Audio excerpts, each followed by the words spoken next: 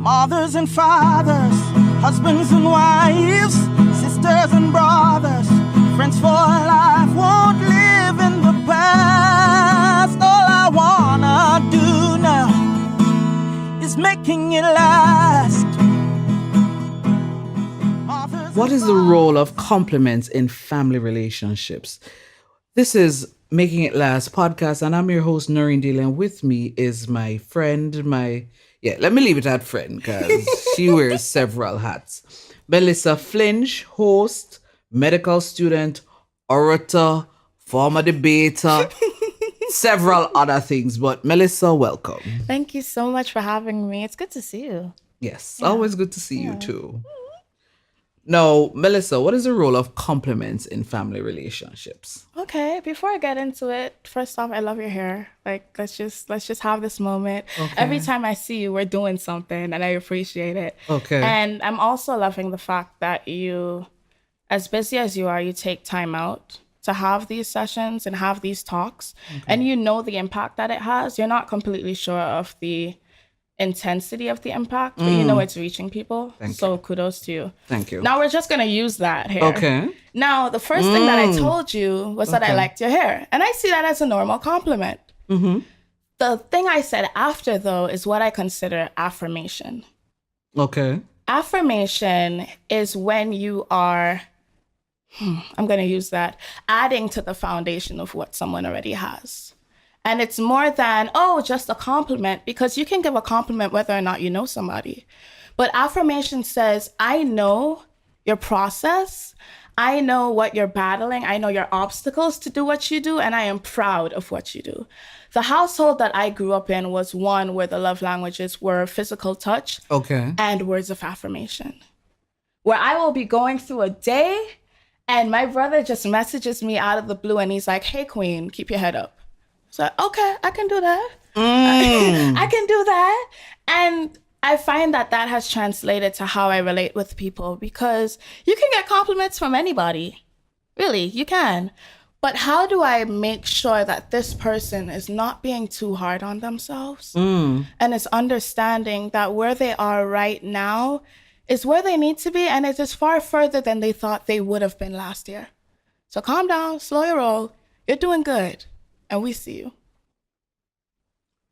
Now, if you were wondering why is it I would have asked this young lady to speak on this topic, I think you just got your answer. So you are currently a medical student, but I know you have some work experience under your belt, because even as a student, I knew that you worked while you were studying, and even after you graduated, you worked for a bit. So let's focus a lot in terms of how even growing up with a culture of affirmation. And I'm loving that you use the term affirmation instead of compliment. How then did maybe that impact even on how you relate outside of your home? Inside our home, we were very conscious of potential. Okay. And there was like always a slight competition, but eustress, so the positive stress, eustress, where I remember coming home after getting highest GPA for my class and for the school, I think it was. And I came home and I told mom, she's like, wow, Mel, congrats, dad. Wow, Mel, congrats. Told my brother, and he said, what was your GPA? And I told him, and he's like, oh, mine was higher at that point. I'm like, you know what? Whatever. Do what you want to do. I'm not going to be upset because I am better than that. And as a result, we were always... Okay. There was always that, you're doing well, but don't compare yourself to others per se. Just do well and always know what exactly you are doing it for, what your inner goals are. And so as a result, when I'm connecting, and right now I'm on Mary Seacole Hall, and it is my first time as one who did not grow up with sisters, having sisters around me and having sisters who are younger than I am. And having my door being knocked on a regular basis. And I tend not to lock my door. Okay. I tend not to lock my door. Yes, I'm studying and they know I'm studying. And if you need me, you know my door is open. Knock, knock, Mel, hey. Oh, you did your hair. You just came to show me your hair. Okay, I see your hair. Okay, boo. And just being able to have those relationships where when they need to talk to someone, I'm there. And it's not a matter of judging them for where they are compared to where I think they should be, but a matter of, where were you yesterday? Are you proud of that? How do we make yourself more proud? Here, what is interesting though, in thinking of this topic, I thought of in terms of literally the family setting. But what you said just now, we can really extend that, because family isn't just your biological family.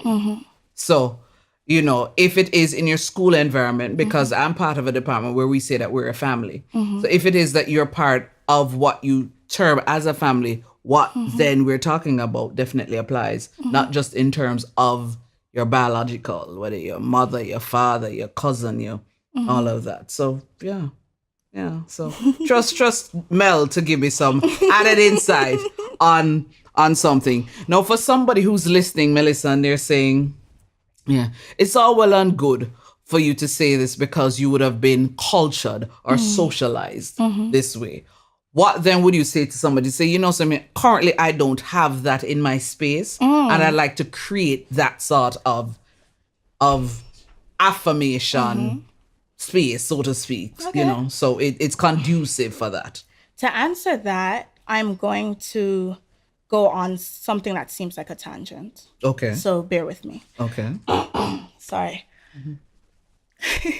There was a day in class that I was bored. This happens regularly. And I knew the information already. So I found time to make those little origami things that kids would make where you say, choose a color and it's blue, BLUE, choose a number.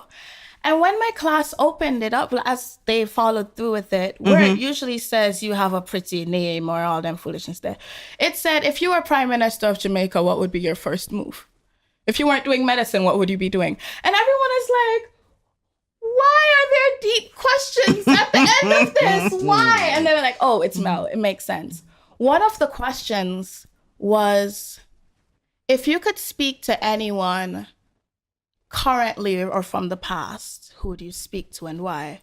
And that one was mine because, you know, I need my turn too. And I actually told my classmates, hey guys, later, I want to do this later. And they're like, okay, sure. And I sat in the corner and started writing. And I said, if I were to get the chance to speak to anyone, I wouldn't talk to Barack Obama or Oprah or Nelson Mandela, because chances are they already have a book out. And that book would have far more information than I could get out of a conversation, and would have had much more thought and would have had editors and context and so much more. And so if I had the chance to speak to anyone, I want to talk to my future self. And she told me exactly what I know I need to hear. You know, you're going well, take it a day at a time, slow down, stop being so hard on yourself, etc. The second paragraph, because yes, we're writing paragraphs in this. The second paragraph said, but in the same way that future is 20 years from now, future is also 20 minutes from now, and 2 minutes from now, and 2 seconds from now. And therefore, I can say that my future self walks beside me. So in the same way that I would say, you know, when I grow up, when I get older, I'm going to be more organized. I'm going to be a better person. I'm going to know how to connect better with people. The future self walks beside me, and she is this. And there's a guide who walks beside me, and I am making sure that my future self is proud. So it's not a matter of saying, you know, 5 years from now, I'm going to be better at connecting with people, and I'm going to actually call and message people. Nuh-uh, I am my future self. Therefore, I'm going to do this now. And so to the person who's wondering, how do I create this space? One, you create the space by realizing that you can do it right now. And now that you know that you can do it right now, look it up on YouTube, get a book or two, find out from persons who you see are connecting well with others. What do you do?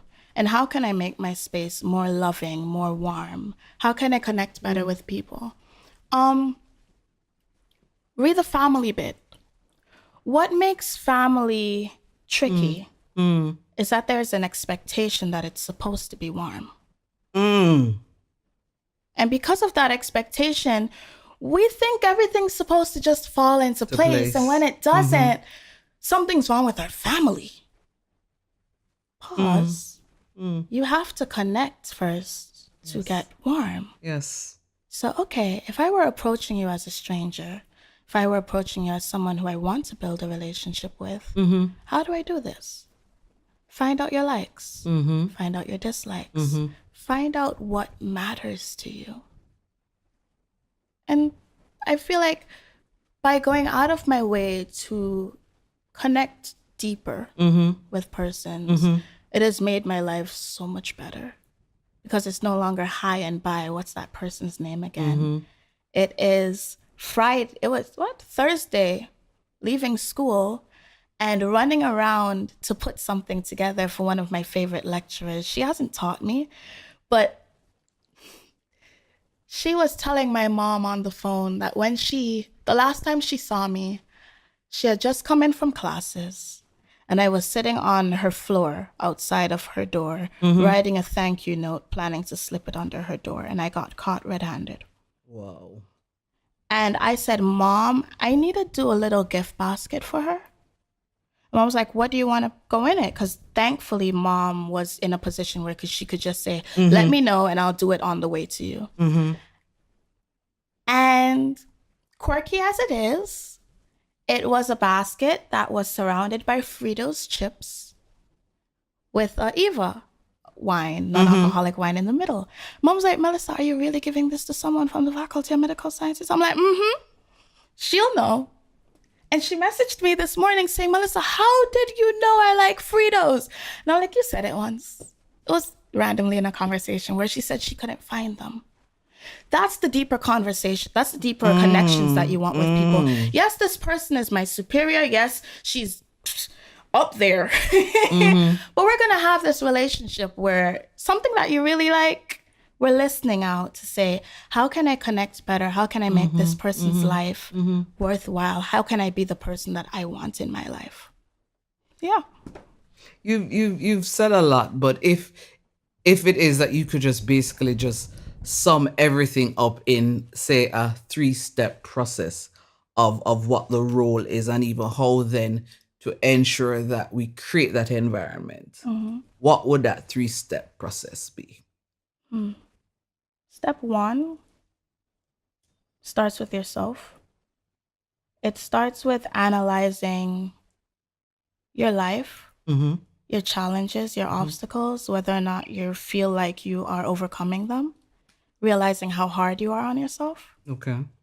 I think that as a result of step 1, you can then go into step 2 with being more peaceful with the people you deal with, knowing that they're dealing with more than they're telling you. And then from there, step 3 is reaching them in a way that you would want to be reached. Being their calm, being their peace, being the person who calls them out when necessary. But just being to others who you would want to be for yourself. But at the same time, I think it's Dale Carnegie who says in his book, How to Win Friends and Influence People, that as much as you love cupcakes, you don't use cupcakes to fish. Well, yes, you're reaching out to persons from an understanding of here's how I would want to be reached. But at the same time, understand that you would want to be reached with the things that apply to you. Yeah. So you got to take time and say, how do I best reach this person from a genuine point of view, from a basis of good intentions, for wanting this person to live a life that makes their heart feel light in all the heaviness that already happens. Yeah. All I will say is this. Thank you for this conversation. And the focus has always been about how to have better relationships, not just with ourselves, but with other people. This is Noreen Daly. Until next time. Mothers and fathers, husbands and wives, sisters and brothers, friends for life, won't live in the past. All I wanna do now is making it last.